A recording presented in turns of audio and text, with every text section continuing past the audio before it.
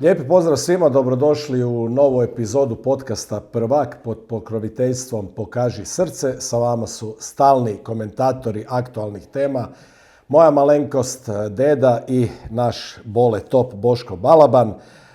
Odmah ćemo se baciti na teme koje smo danas pripremili za vas. Prva tema je kako loše prognoziramo ja i Bole. Bole, prošlo smo prognozirali za repku utakmicu protiv Češke za Gibraltar nismo htjeli zato što smo rekli to je piece of cake, ali nismo baš bili uspješni. Pa dobro, nije lako pogoditi utakmicu u gostima. Ja sam znao da će biti teška utakmica, zato sam i rekao da će biti malo golova. Ti si malo poletio. Rekao si da će biti 4 gola.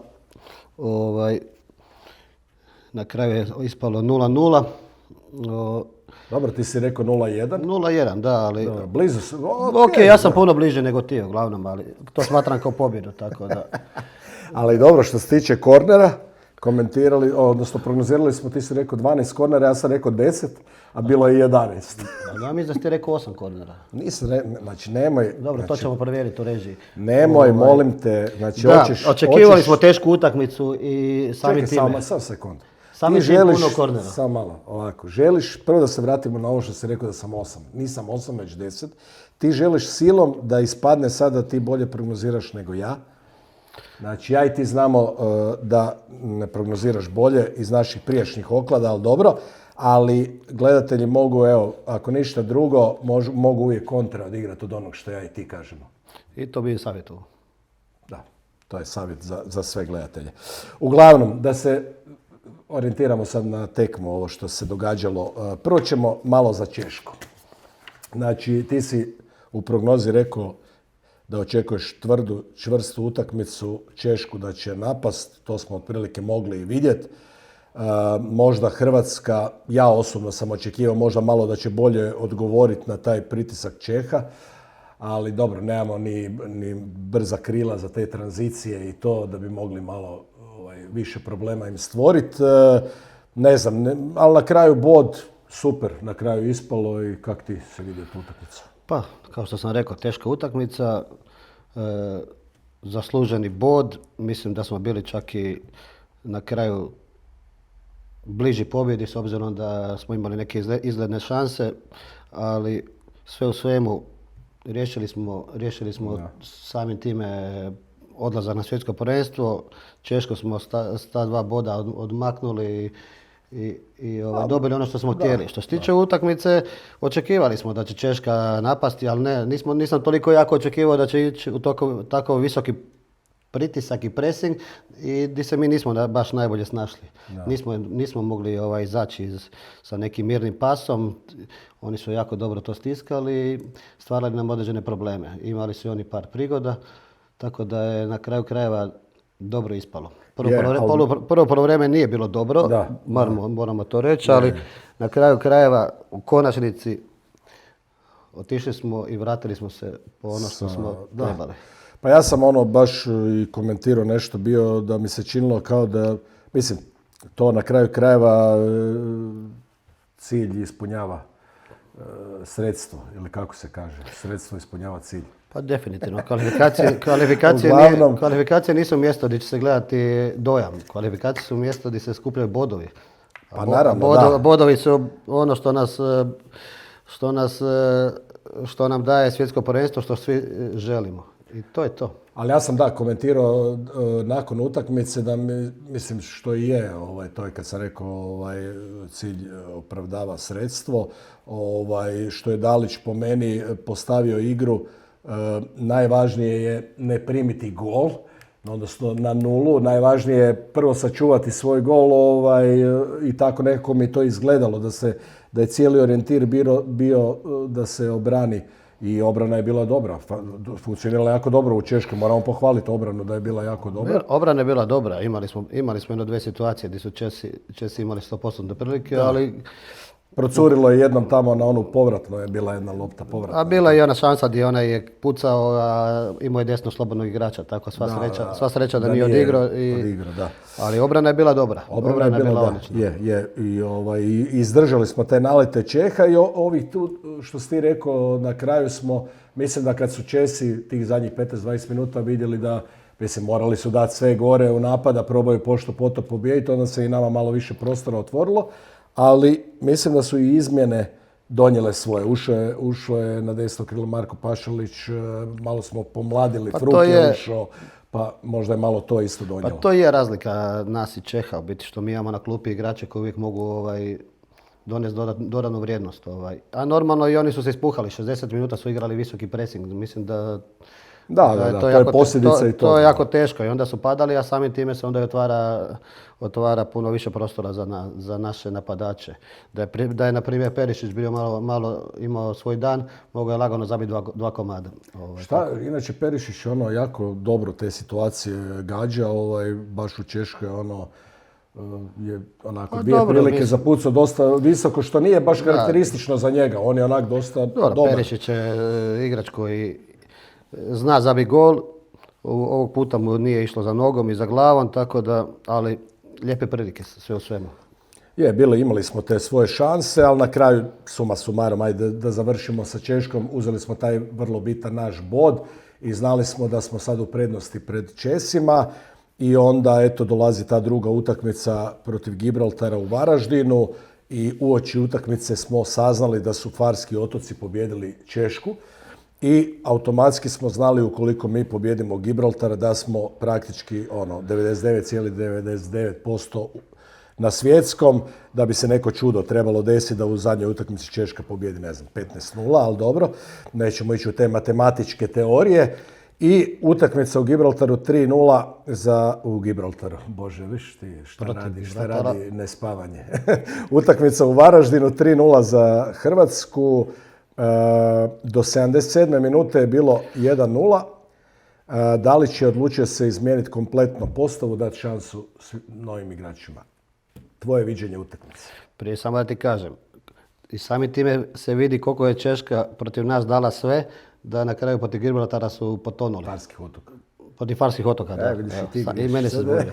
Znači, sami tim vidiš koliko su uložili u tu utakmicu, koliko su se ispuhali i na kraju da su lagano izgubili od Farskih otoka. Gdje smo i mi imali problema i gdje su pokazali da su Farski otoci postali sila. Ali znaš šta sam ja imao jednu teoriju zašto su Česi još možda izgubili? Znaš kako je kod njih ona pista, kratka pista i možda, a bila je kiša. I dosta onak loše vrijeme i da su se možda malo ustrtarili kad su slijetali i da to isto jel to utječe, misliš, na igrače? Pa na neke utječe jako to. To ću ti objasniti drugom prilikom. Ima neki koji su sjedili kod pilota. Da. Budemo došli na te teme. Ima vremena. Aj doće nam ti gosti u emisiju, tako, pa ćemo ih pitati sami. Da? Zvaćeš neke pilota? Zvaćemo, ne pilota, nego frendove koji su igrali. Koji su igrali. Ti zovi pilota, ja ću su igrati. Dobro, uglavnom, Farski otoci su postali sila izgleda, onda znači ona pobjeda naša od 1-0 nakon koje smo dosta kritika imali u gostima kad smo dobili Farske otoke 1-0, znači da možda te kritike i nisu toliko opravdane. Da, sad se vidi da je to dobar rezultat gore.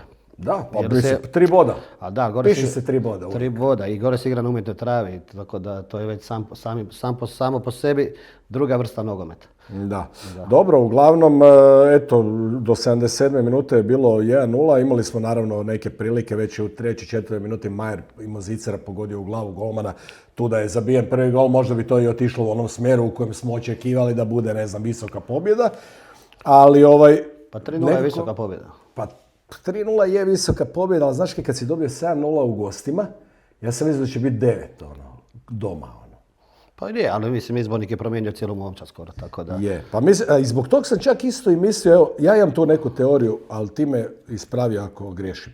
Znači, dobio si sad šansu, izmijenio je sve igrače. I sad ti novi su dobili šansu. Ja sam imao neku teoriju da će oni još više, baš zato što znaju da su dobili šansu, da će još više grist nego što bi to možda rutineri, Modrić i ovo znali bi da će rutinski dobiti Gibraltar i to.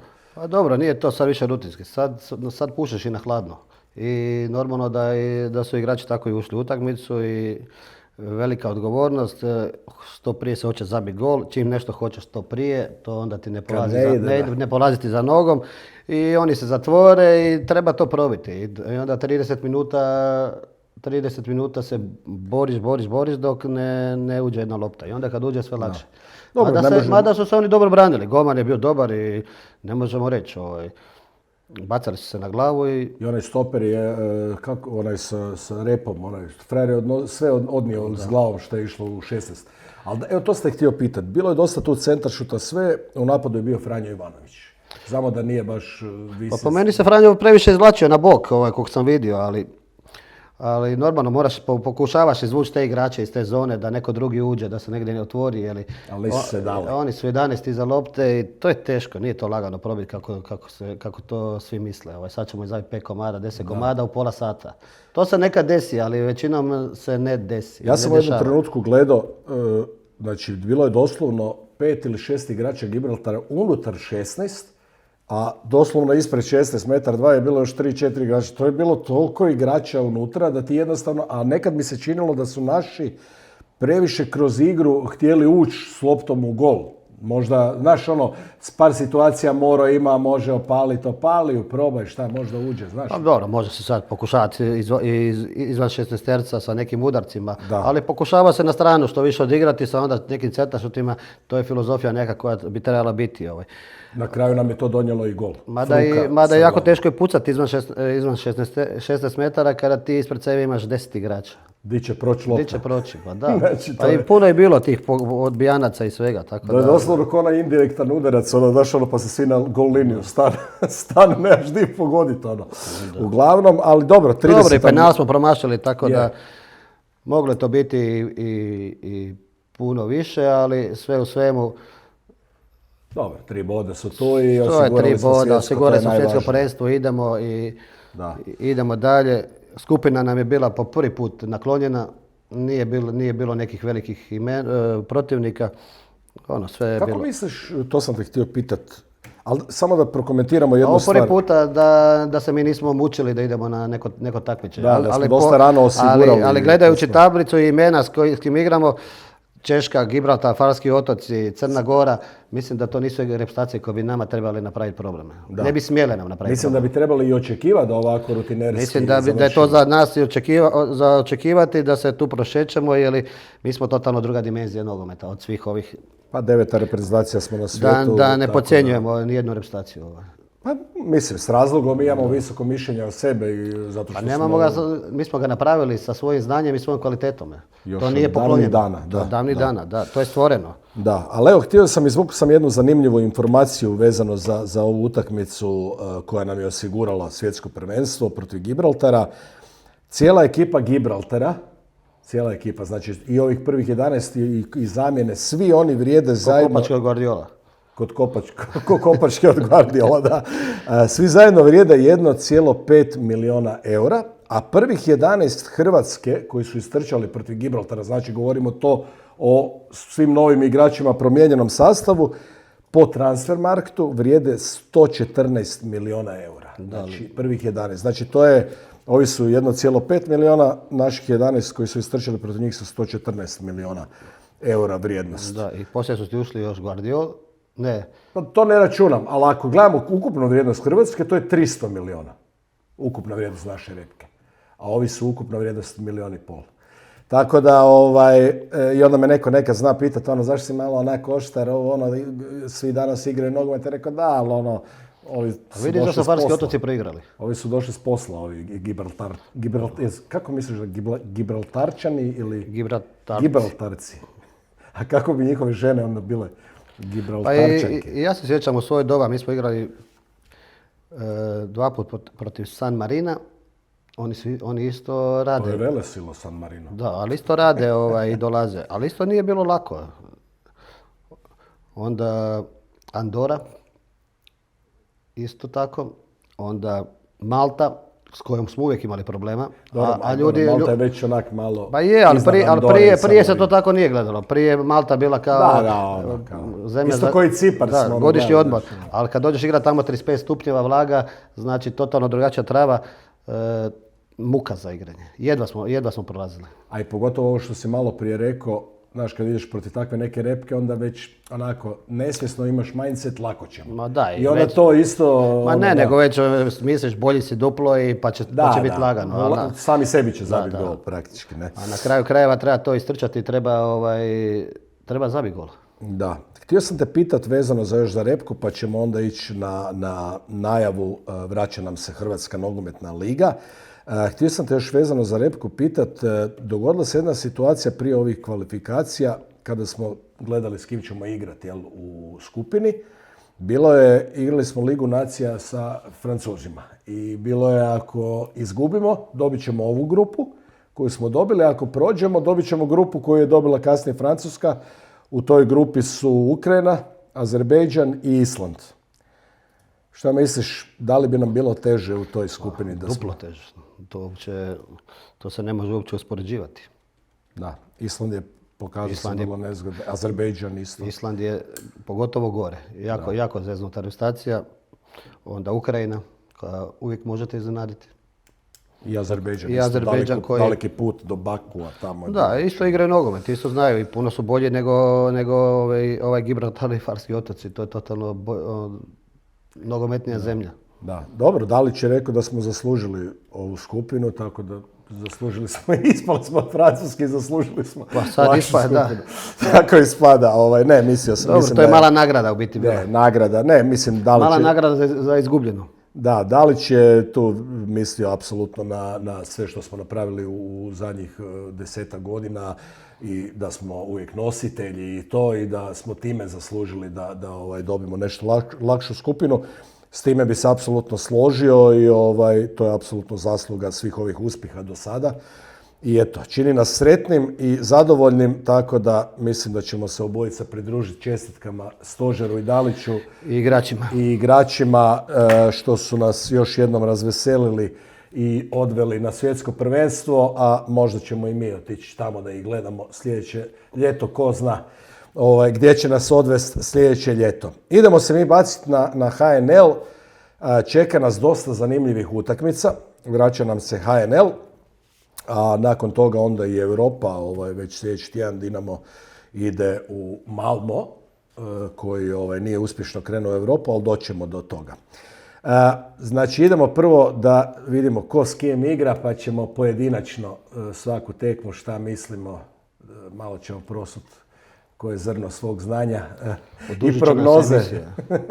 Uglavnom, sastaju se u petak već Vukovar i Lokomotiva. Vrlo zanimljiv dvoboj. Bivši trener Lokomotive Čabraja je preuzeo Vukovar koji je zadnji na tablici i Lokomotiva hit ovoga prvenstva, znači ove sezone pod Nikicom Jelavićem. Zanimljivi dvoboj već u petak. Onda u subotu na rasporedu imamo Slaven kod kuće protiv Rijeke, aktualnog prvaka koji nije baš dobro ušao u sezonu. Nakon toga nam ide možda derbi kola, ako možemo tako nazvat, po reputaciji. Dinamo i Osijek, Dinamo kod kuće protiv Osijeka. U nedjelju Istra, Hajduk, znači Hajduk gostuje u Istri i završavamo sa Goricom koja dočekuje Varaždin. I sad, ajmo prvo na Vukovar Loksa. Bole, reci koju pametno. Sad pametno teško, pa dobro, sad ćemo vidjeti Čabraju kako će postaviti momčad protiv svojeg bivšeg kluba, pogotovo Lokosi koji su u velikom naletu, dobili su Dinama.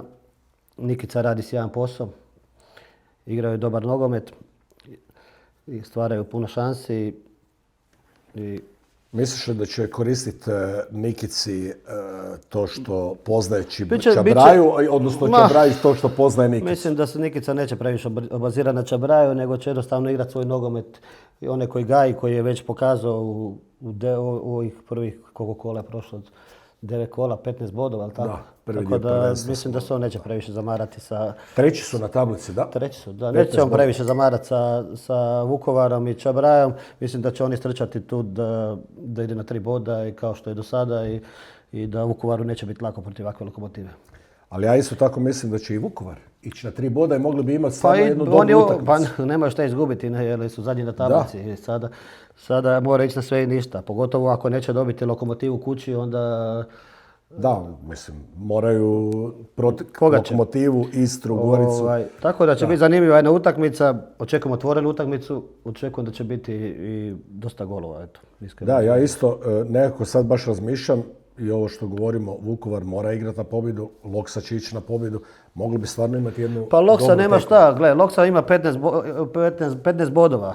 Njima je sad sve otvoreno. Oni sad laganicu rasterećeni su i igraju lijep nogomet, igraju dobar nogomet i to će gore u Vukovar, u Vinkovce i mislim da će biti rastrčani i poletni gdje će pokazati kako su dobili Dinama. Mislim da... Da.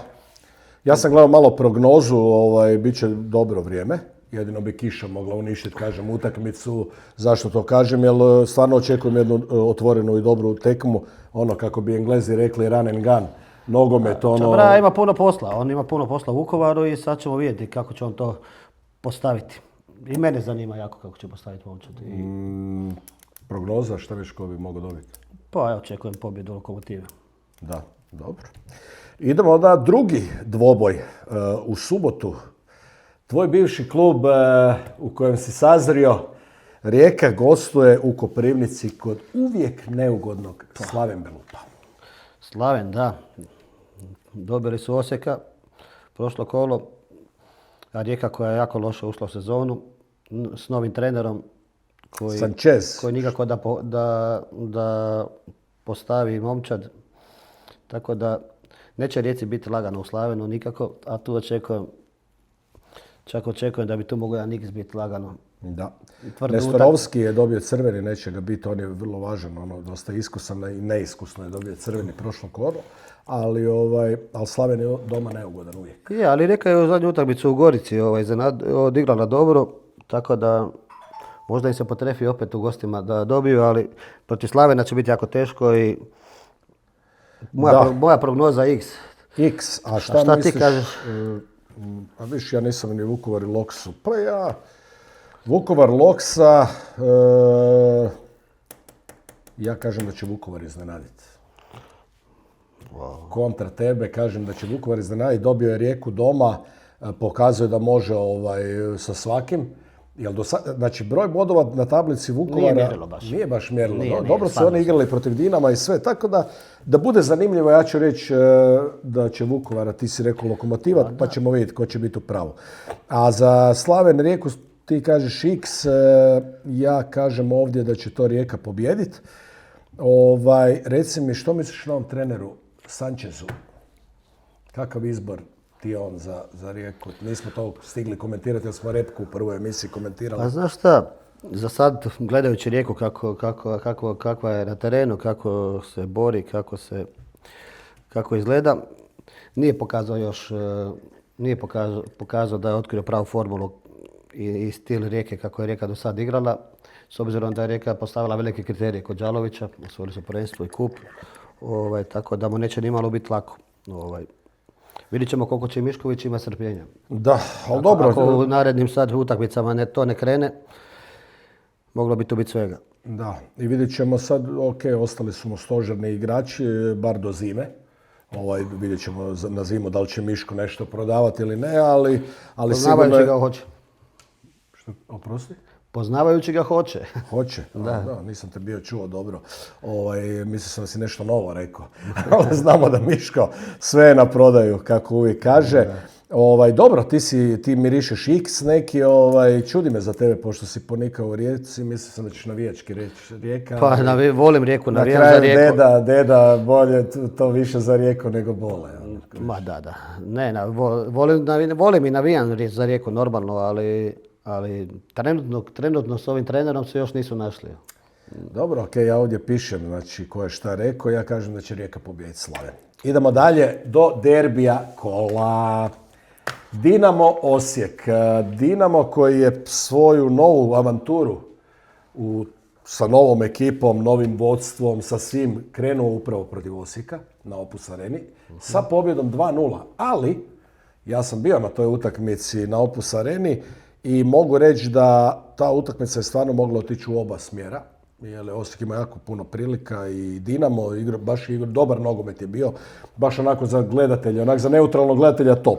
I novi stadion na kojem je automatski sve to puno izgleda Apsolutno. kako treba. Da, odmah ti je ljepši dojam i sve. I bila je jedna odlična utakmica u kojoj je Dinamo slavio 2:0.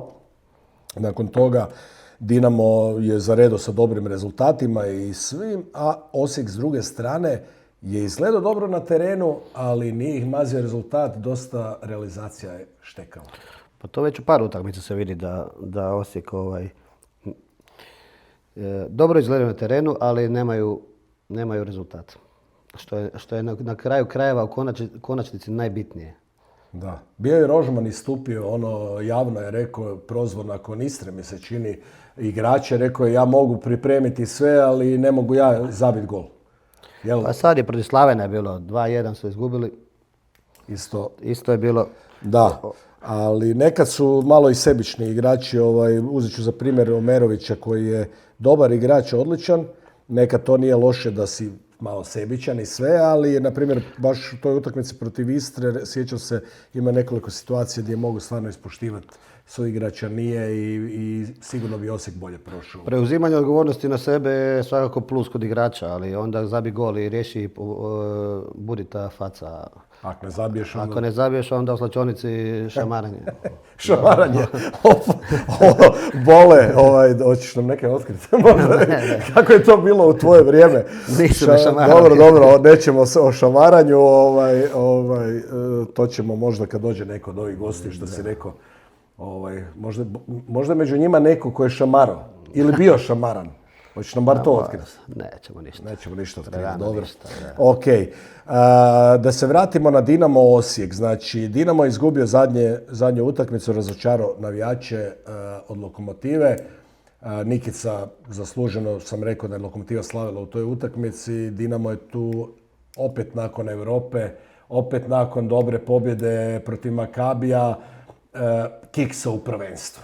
I sad, da li je to umor, da li je možda Kovačević, dosta ljudi, hoću čuti tvoje mišljenje, dosta ljudi, uključujući i sebe, smo onako kritizirali što možda Kovačević nije više igrača koristio, odnosno tipa Dalić, promijenio u toj utakmici nakon Makabija protiv Lokomotive, zato što upravo Boban mu je i napravio te slatke brige i doveo te sve silne igrače podjednake kvalitete da može gurati u prvenstvo, jer je ono najvažnije. Pa tipa u reprezentaciji. Nakon Češke igraš protiv Gibraltara kući. Da li će isto mogu izvesti najbolju momčad i osigurati si prvo rezultat i ići na sigurno. Ali normalno na klupi ima potencijal, kvalitetu koja isto to mora izgurati. Tako mislim isto i za Dinamo. Oni na klupi imaju dobro, ali ipak Dalić je igrao protiv Gibraltara koji je onak malo slabiji od Lokomotive. Ne podcjenjujem Lokomotivu. Lokomotiva je baš ove sezone iznenađenje, nego Dinamo ima 20 i nešto igrača koji svaki zaslužuje igrati do prvih 11, da se razumijemo. Da. Tako da po meni koga god da je stavio ne bi pogriješio. Tako da a on je odlučio samo jednog igrača. Ja se slažem da je trebao 4-5 igrača promijeniti i znači, dijeliš mišljenje većine. Dijelim mišljenje, da. Zato što su i prijači treneri to radili u Dinamo. Oto Barić i Krančar i puno trenera je to radilo. Kad bi igrali Europu, odmah u vikendu bi bilo promijenjeno 3-4 igrača. Da, to smo već komentirali, ali dobro, eto, ništa, tu utakmicu Dinamo izgubio i sad protiv Osijeka, naravno kod kuće, svi se nadaju pobjedi. Dinamo, koliko znam, po zadnjim nekim informacijama je kompletan, što se ozljeda tiče, nema tu nekih velikih problema. Tako da šta očekuješ i kakvu postavu očekuješ sad nakon ove stanke? Opet istu kao protiv Lokomotive ili misliš da će nešto? Mislim da će biti skoro identična. Da. Skoro identična i mislim da će to Dinamo ovog puta glatko dobiti. Osijek. Pa ja dijelim tvoje mišljenje. Znači, onako, možda sam malo i subjektivan, ali dijelim tvoje mišljenje. Mislim da ipak Dinamo nakon Lokomotive... Mislim, si dva put da će kiksati u prvenstvu Da, Dinamo. za redom teško. To bi bilo stvarno onda malo jako čudno. Da, dobro. Ali A samim time bi trener sebi stavio, mislim, dobio bi velik teret. Imaš tako momčad i dva put kiksati u prvenstvu. Dinamo nema pravo previše na kiksanje. Pa Dinamo nemaš pravo na kiksanje, da se razumijemo. Nebitno ko ti je s druge strane, pogotovo na Maksimiru. Da, to je istina. Mislim, pa i ova momčad je stvarana i unaprijed su nam govorili nekako za Dinamo da je to momčad koja teži da bude ono kako je nekad bilo, da kad dođeš u Maksimir da ti se tresu gaće. Jel? I bilo ko da dođe. Jel? I sad to očekujemo da vidimo na terenu. Pa očekujemo po kvaliteti, po svemu. Koliko su novaca potrošili na plaćanja. Tako da Dinamo u HNL-u mora dominirati i dominirat će. Dobro, već je dao ti davno prognozu da Dinamo će davno. I u prošloj emisiji se dao prognozu da će Dinamo osvojiti, tako da ono. Uglavnom, jedinica je prognoza Dinamo, misliš da će pobijediti Osijek, ali tako? Dobro, idemo na sljedeću utakmicu, a to je između Istre i Hajduka. Znači, Hajduk poravnat bodovno sa Dinamom na prvom mjestu. Što sa svojom dobrom igrom, što zbog kikseva Dinama? Šta misliš, zbog čega je više? Pa, ne znam, ali ovdje očekujem pobjedu Istre. Mislim, Hajduka? Da, mislim da će Istra dobiti utakmicu.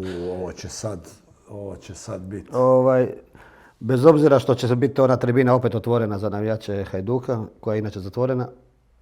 Zašto je ta tribina, jel ti znaš, zašto je ta tribina otvorena samo kad igra Istra Hajduk, ta tribina istočna je otvorena, a kad igra, ne znam, Istra protiv Rijeke, derbi Dela Učka, prošle godine nisu htjeli otvoriti kako to. kažu, gradonačelnik je navijač Hajduka, pa onda on otvara to kako misli da treba otvoriti, što po meni nema smisla nikakvog.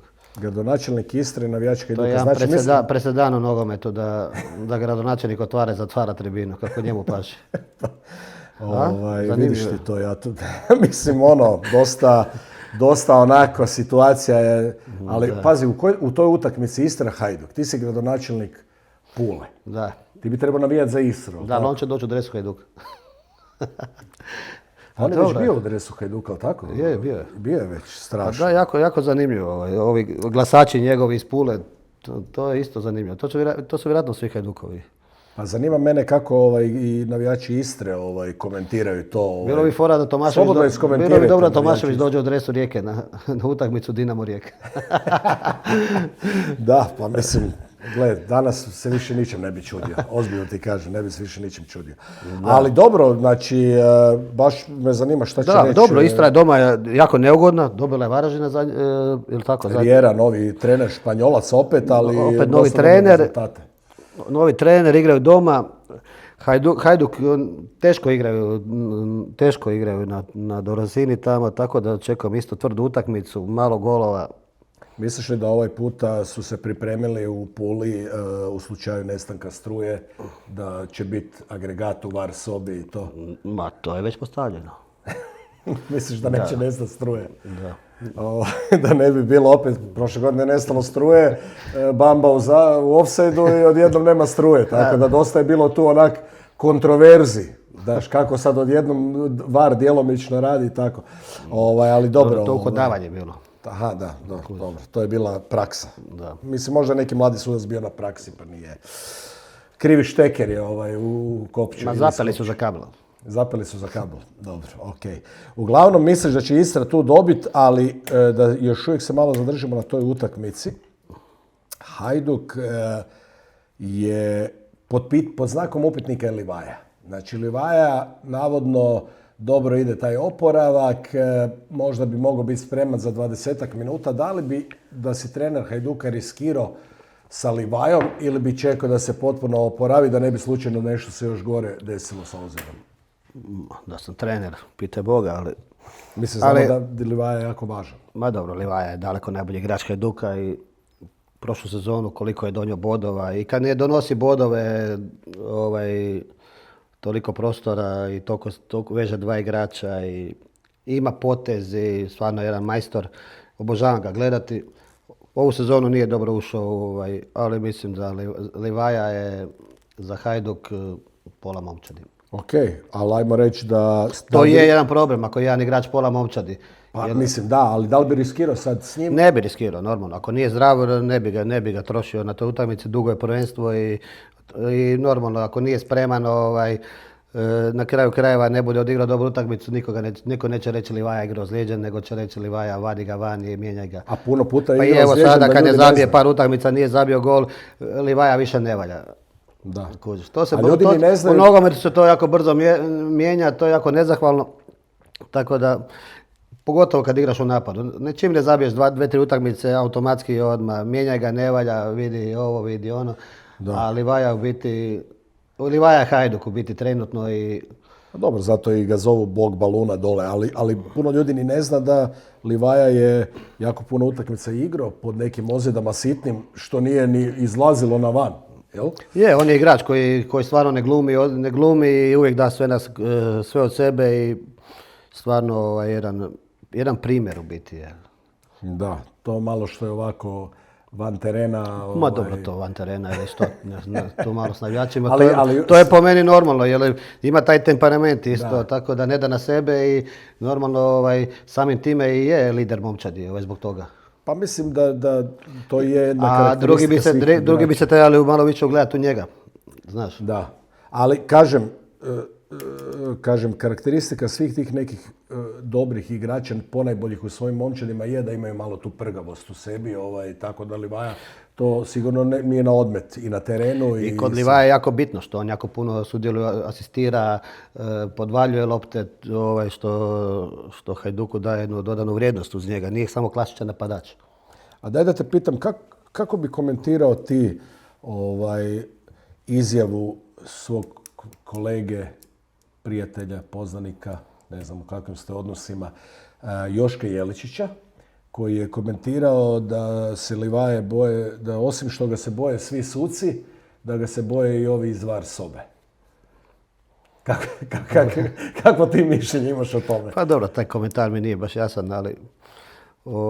Mislim da je aludirao tu da ne smiju suditi nešto kontra Livaje, da mu ne smiju dati žuti karton kad zasluži i tako. Ma dobro, dobiva ih i puno dobio je puno i nepotrebnih kartona zbog nekih sitnih prigovora i tako da se ne bi baš složio, ali...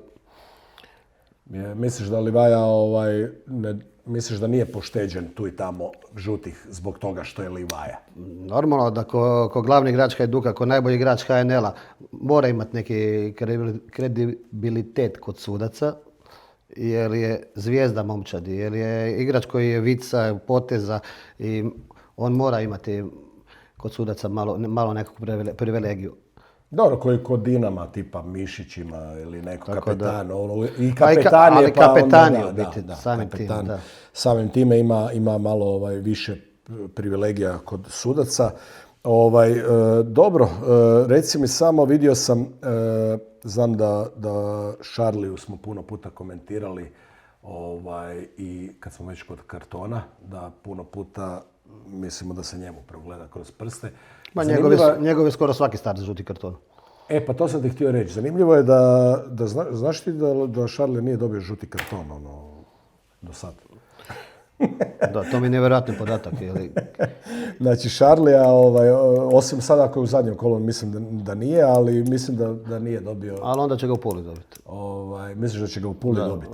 Nevjerojatno je da on nije, ali evo njegov donedavni suigrač Uremović, mislim, je otišao van i u 2 mjeseca je dobio 2 crvena kartona. Znači, misliš da Šarlija da ode van, koliko bi Šarlija dobio? Znači da je Šarlija privilegiran kod sudaca u biti. Znači, Šarlija je privilegiran, da ne Livaja. Tako da Jela je krivog igrača targetirao. Jela krivog igrača si targetirao, Šarlija je privilegiran. Uglavnom, tvoja prognoza je da će biti teško gostovanje, da će Istra to dobiti, nažalost, gradonačelnika Pule, koji je veliki navijač Hajduka.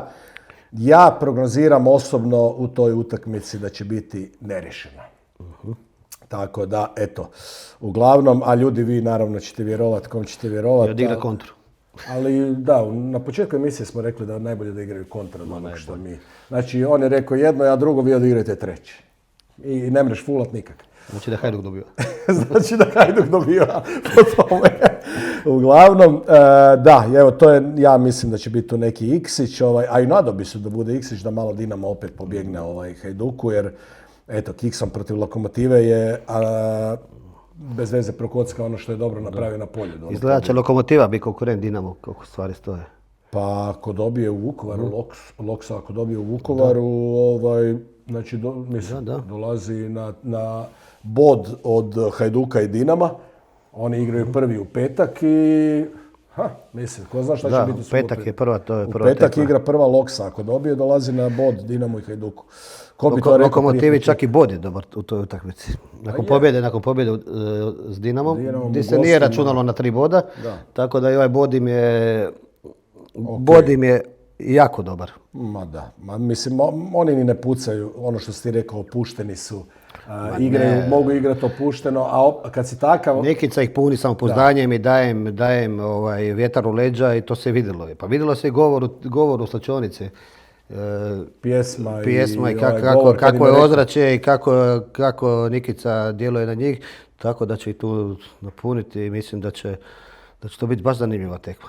Bio je dobar onaj govor gdje je rekao kapetanu ti odluči koliko će ti imati slobodno. Dobro, ali tako i dobivaš kod igrača pa jedan... Dobro, nakon pobjede od Dinamo... Da, mislim, stvarno je to odlično odreagirao. Zaslužena pobjeda protiv Dinama, tako da odigrali su jednu fenomenalnu utakmicu. I čudi me da ti nisi komentirao suce i ono vraćanje faula.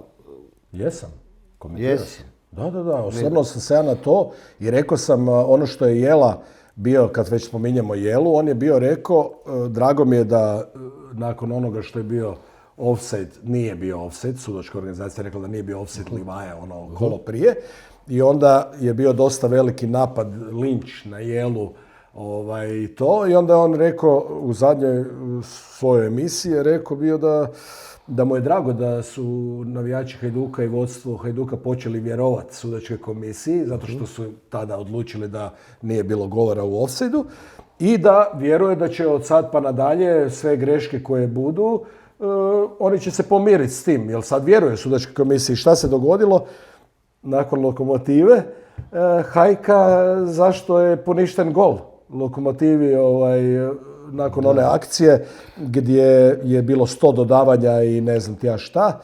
Ja sam se osvrnuo na to i komisija nam je opet servirala na svoj način opravdavajući suce. Su rekli da, sad po meni je to novo pravilo, da treba nesmetano igrač imati kontrolu nad loptom da bi se onda tretiralo kao nova akcija.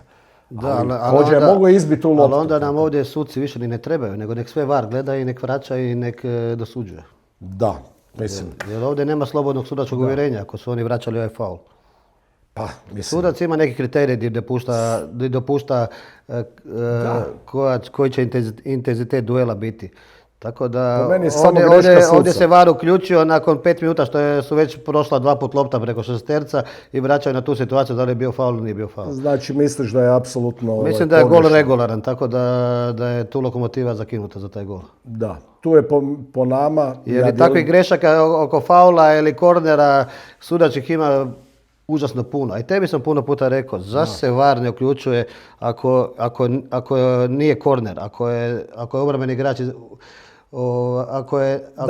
Ako je krivo dosuđen Ako je krivo dosuđen korner i s tog kornera padne gol, znači da se to treba vratiti isto tako. To smo se složili, da, jer na primjer ta akcija direktno, dao si korner koji nije. Dao si korner koji nije, ovi su dobili gol. Da li se VAR to treba uključiti? Po meni da. Ako se uključuje u ovom faulu, mislim da se i ovdje treba onda uključiti. Pa puno prije se ovdje treba uključiti. Pa mislim da se puno prije treba uključiti u kornerima nego u ovoj situaciji za ovaj faul prije 5 minuta. Puno puta smo vidjeli da... Tako da ne znam zašto tu VAR ne uključuje, na primjer. Je li korner sam po sebi je već sama opasnost za gol i nešto jako bitno. Je, i puno puta smo vidjeli da nakon dosuđenog kornera upravo di nije bio, znači očigledno se vidi iz snimke da je napadač igrao zadnji loptom i iz tog kornera dobio gol.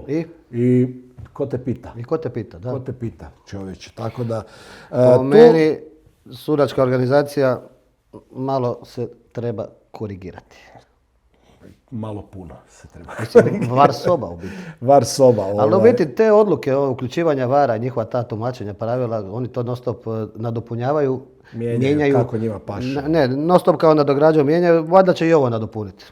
Pa ne znam, vidjet ćemo. Evo, da li s obzirom da imaju pregled, da mogu vidjeti da li je bio korner ili ne, Da. ja apeliram da se malo pozabave s tim pitanjem. Je li puno golova padne iz kornera koji nisu bili.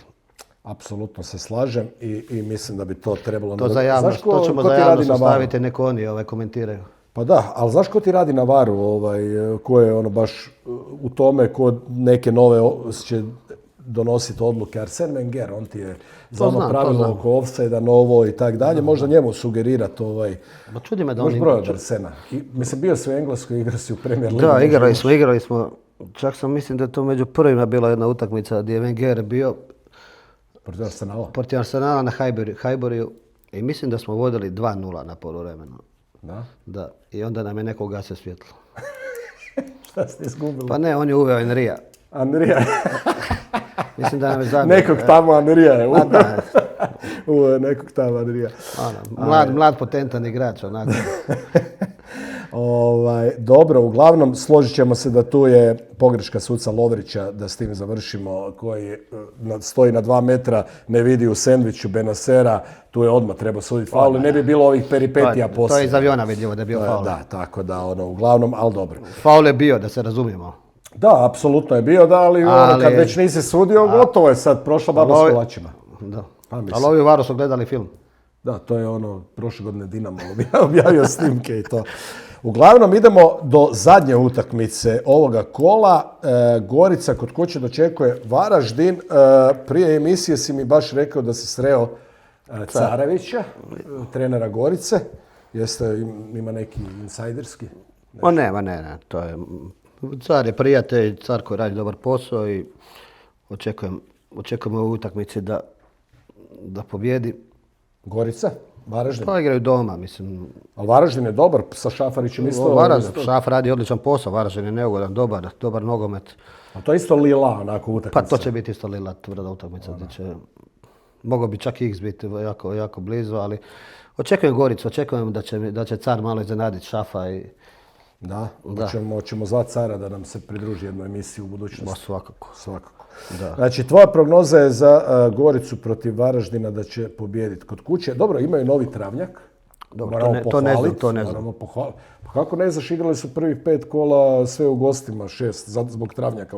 Ja nisam pratio sad tu promjenu travnjaka. Zato Hajduk ti je zamijenio domaćinstvo sa Goricom zbog tog što su mijenjali travnjak, sad imaju novi travnjak. Da, ne znamo da koliko je to plus. Naučili se igrati na onom starom travnjaku. Znaš da je prošle godine Gorica sve svoje bodove osvajala kod kuće. Kod kuće su bili i Dinamo je padao, i Hajduk je padao, i Rijeka, svi su padali u Gorici. Znači, od reda. Tako da, ali dobro, mislim da Gorica igra ok, kada već govorimo o skalpovima i car je skinuo skalp Kovačeviću i Dinamo. Da. Ne samo Jelović. 2 mlada trenera. 2 bivše igrača, tu su negdje... Pa dobro, oni su evidentno pokazati da kod nas su treneri kvalitetni. Stvaramo mlade, dobre trenere i to pokazuju sa svojim rezultatima. Treba više vjerovati našim. Mislim da treba i definitivno vjerovati našim trenerima i davati im šansu. Normalno da nije lako dobiti šansu u velikom klubu, ali sami ovi rezultati pokazuju da se radi o kvaliteti. Šafarić radi izvrstan posao u Varaždinu. Posložio je momčad, igra odličan nogomet. Sad kad si to spomenuo, znači trebaju dobiti više priliku iz manjeg kluba, htio bih čuti tvoje mišljenje sad o tome. Dosta se rasprava vodilo i vodi se još uvijek te rasprave kad komentiraju Kovačevića i Dinamo. I kažu kao joj nije isto voditi Slaven Milupo i Dinamo. Normalno da nije. Ali, oprosti, naravno da nije, ali, od nekud Ja uvijek kažem, kao i igrač, od nekud moraš krenuti. Pa ne možeš ti, pa niko nije počeo u jakom i velikom klubu. I igrač, i ti si isto ponikao negdje pa si došao do Dinama preko manjeg kluba. Neko lakše, neko malo teže. Ali, da, ali moraš negdje krenuti. Ali moraš negdje krenuti. Ja. Kad ćemo znati je li trener za Dinamo ako ne dobije šansu, ili tako? Pa normalno, neću znati. Pa mora se pokazati u nekoj manjoj sredini. To hoću reći. Znači, kao i igrač, što ga Dinamo dovede iz Istre, dovede Lisicu i Valinčića u Dinamo, tako i trener. Negdje se dokazao u manjem klubu, pa ga je veći klub uzeo. Pa svi smo mi bili u manjem nekim klubu. Pa ja sam iz Rijeke koja tad nije bila na nivou Dinama, došao u Dinamo, ali iz Rijeke smo pokazali rezultate, golovi, zaslužio si poziv boljeg kluba, većeg kluba i pređeš u veći klub. Naravno, kad ti se pruži prigoda, iskoristiš. Pa jasno. Odeš, tak se a i svi idu za većim primanjima a nisu svi baš ko ti. I hoće ići u veći klub. Neko iz ljubavi. Da, pogotovo danas. U nogometu danas će mi sve iz ljubavi. Hajduk plaća odlično, da se razumemo. I normalno da samim time dolaze igrači, ali dolaze igrači koji na kraju krajeva ne opravdavaju sredstva koja zarađuju tamo i ne dolaze iz ljubavi, dolaze prvenstveno radi novaca. Pa to. A samim tim Hajduk je velik klub koji se bori za prvaka i normalno da je bolje igrati u Dinamo i Hajduku u Hrvatskoj ligi nego sjediti na klupu recimo da ne sad uzmem neki klub, da ga bezvredimo iz Evropskih liga ili... Da, ali kad smo kod toga i Hajduka, koji je velik apsolutno klub, najveći uz Dinamo. To što rezultati Hajduka zadnjih 15-20 godina nisu na nivou, to je drugi problem. To je problem struke, to je problem skautinga, odabira igrača, to je problem vodstva kluba. To su drugi problemi. A veličina Hajduka je tu uvijek bila i bit će. Daj da te pitam onda kad smo se već dotaknuli toga, danas smo se malo raspričali, dobri smo danas. Da te pitam, Štimac, dosta puta kad se vežemo za rezultate Hajduka, dosta puta kritizira rukovodstvo Hajduka i to sve. I da li si ti misliš da je Štimac u pravu ili misliš da... Pa ja se slažem s puno Štimčevih izjava, definitivno. Pa koliko znam, on je zadnje osvojio prvenstvo. Je, 2005. Pa onda ima opravdano pravo i da govori protiv politike kluba i vođenja kluba. Samim time, jer vjerojatno zna koliko Hajduk troši novaca i da se na kraju krajeva ništa ne osvaja. Tako da Štimac djelomično i puno stvari dobro govori, jer ima za sebe titulu. Da, ali ne samo kao predsjednik kluba, već kao i igrač i tako. Tako da on je moramo isto tu reći Štimac da je on investirao svoje novce u Hajduk, tako da bio dioničar kluba i on je ušao tu i s biznis, emocijom, ljubavi prema Hajduku i... Često puta zna reći da je stavio ajmo reći, pa ja znam svoju obitelj ja sam sa Štimcem, mi smo sa Štimcem igrali u reprezentaciji i znamo sve te priče i koliko je i šta je bilo, tako da on opravdano puno stvari govori, definitivno. Da. Ali ja ti kažem, tomu najviše daje za pravo to što je on sa nikakvim malim budžetom zadnji koji je osvojio titulu Hajduka, a to je bilo jako davno. Da. Pa često puta u svojim intervjuima on zna reći da je na kocku stavio budućnost svoje obitelji zato što je ušao u Hajduk i tako dalje. Ali dobro, htio sam čuti samo tvoje mišljenje vezano za to, tako da... Budemo ga pozvali. Pa ćemo ga pitati. Ne, ti ćeš ga pitati. Ja? Zašto ja? Pa ti si... Ti s njim je on možda šamaro? Jel on bio taj? On bi djeluje, Štico je, znamo da je faca. Štico je... Jedanput me je razvalio laktom u zube, da, definitivno. Na treningu. Dobro, ja sam bezobrazan bio, malo gurao sam kroz noge, ali... I dobio si onda sljedeći put kad si probao si dobio. Ne, malo me. Kao slučajno. Malo me. Dićeš mali i to. Da. Ali dobro, okej. Ništa, evo, i za kraj naravno idemo zavrtiti naše kolo.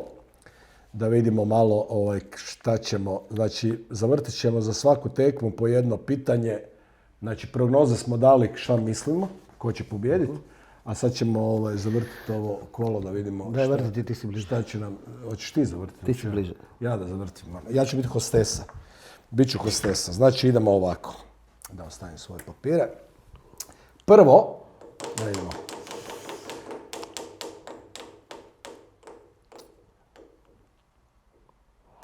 Tko će postići pogodak u utakmici Vukovar Lokomotiva? Puh.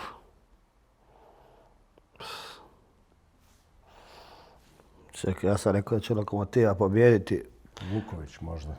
Pa mogao bi. Sad je zabio pas, penal, Vuković. Možda Leovac. Ne, Leovac nije igrao na početku. Mislim da je imao Kolinger. Kolinger, ok, zanimljivo, korner. Možda bude korner ovaj VAR kaj neće reagirati, pa Kolinger, dobro. Ajmo na sljedeću utakmicu. Aha, moram ja reći. Ja kažem da će zabiti Gonzales Vukovar, jer sam ja rekao da će Vukovar pobijediti. Kožiš. Idemo na sljedeću utakmicu. Slaven Rijeka, da vidimo koje pitanje će tu biti. Sad sam, ko je bio vodio kolo sreće? Željko, kako se zove? Tanja Tuš. Ne, Mlakar, Oliver Mlakar. Oliver Mlakar. Koliko će biti kornera? Evo ga, Slaven Rijeka.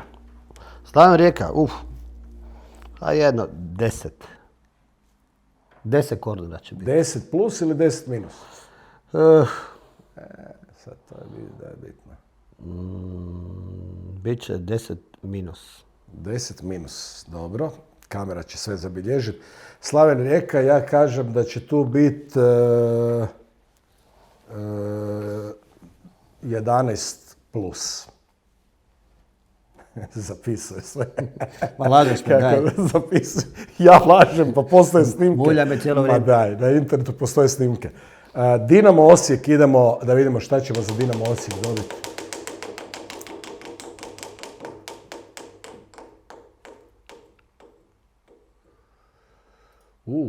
Rezultat na poluvremenu, Dinamo Osijek. Rezultat na poluvremenu 1-0.